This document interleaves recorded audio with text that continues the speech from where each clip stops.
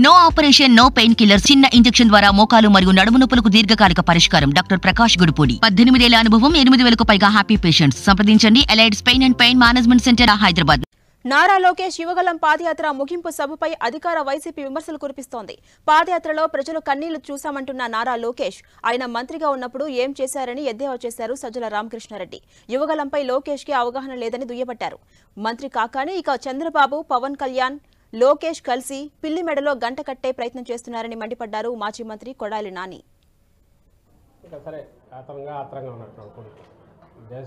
ఎంత నడిచినాడో ఎంత దూరం నడిచినాడో తెలియదు, కానీ ఆయన చెప్పే లెక్క ప్రకారం అయితే 1000 కిలోమీటర్లు కంటిన్యూస్. ఎక్కడ బయట దేశం నుంచి వచ్చినట్టు ఈరోజు అక్కడక్కడ కన్నీళ్ళు కూడా చూశారంట. చాలా జీవితాలను దగ్గర నుంచి చూశారన్నారు. మరి ముందు ఎందుకు చూడలేదు అర్థం కాలేదు. వీళ్ళందరూ మాట్లాడిన, ముగ్గురు మాట్లాడినా లేదంటే ముందు వెనక మాట్లాడిన వాళ్ళైనా ఎంత త్వరగా వీలైతే అంత త్వరగా పవర్లోకి రావాలన్న ఆత్రం ఒకటి కనపడుతుంది.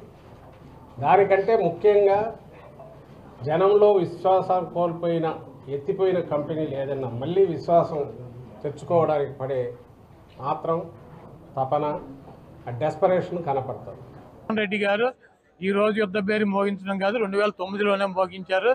పవన్ కళ్యాణ్, చంద్రబాబు నాయుడు, లోకేష్, అడుగుడిపోయిన బక్కీటు, తోలు బక్కీటు, వీళ్ళందరూ కూడా, ఈ బోరగాళ్ళందరూ కూడా వచ్చినా కూడా జగన్మోహన్ రెడ్డి గారి ఇంటికి కూడా పీకలేరు. తరలి వచ్చినటువంటి జనానికి, తోలినటువంటి జనానికి ఎంత తేడా ఉంటుందనేటువంటిది నిన్న యువగళాన్ని చూస్తే అర్థమైపోయింది. రావడం ఏదో పెండ్లుకో లేకపోతే తద్దినానికో వచ్చినట్టుగా కూర్చోవడం, మొక్కుబడిగా వచ్చాము, కనిపించాము, వెళ్ళిపోయామనేటువంటిది తప్ప వీళ్ళు ఎవరు మాట్లాడినా దానికి సంబంధించినటువంటి స్పందన ఎక్కడా వచ్చినటువంటి పరిస్థితి లేదు.